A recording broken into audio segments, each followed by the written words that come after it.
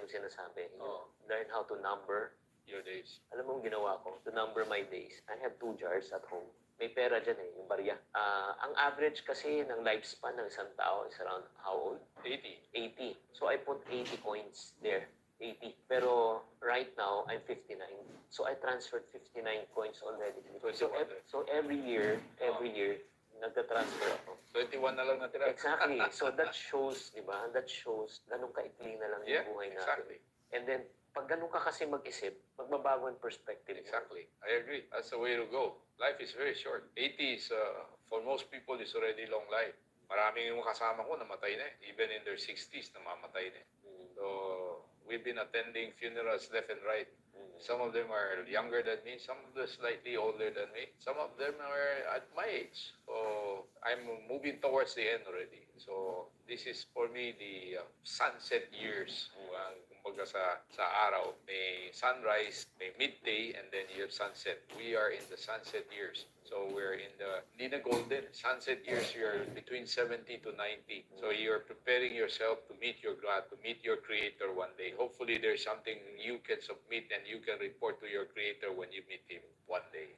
So for some people who's watching right now na hindi pa prepared, what can you tell them right now para mawala yung fear nila? Number one is to get to know the Lord. Accept the Lord Jesus Christ as your Savior. To make sure that you will meet your God in heaven. It's in the Bible. For God so loved the world that He gave His only begotten Son, that whosoever believeth in His begotten Son will have eternal life. Simple lang naman, tanggapin mo yung regalo ng Panginoon. Regalo na ni Jesus Cristo. Siya'y namatay para sa iyo, para sa akin. So tinanggap mo itong Jesus Christ, you will be in heaven with God in eternity. Ito po'y napakahalaga. Kailangan may assurance ka ng salvation. Pag hindi,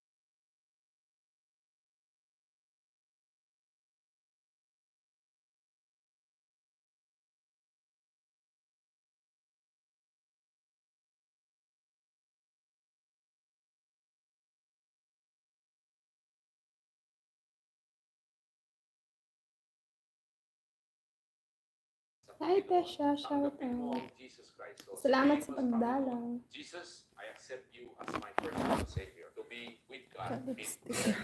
Forgive my sins, and by accepting you, I am forgiven by God, and I will join you in eternity. In Jesus' name we pray. Amen. Guys, if you pray that prayer, if ever you're watching right now, whether you're in the Philippines or overseas, I want you to type the word I pray in the comment section para malaman po natin you made the commitment. And the good news is, hindi ka lang natuto ngayon tungkol sa pera. Ang kagandahan yan, ang pinakamagandang regalo na tanggap mo ngayong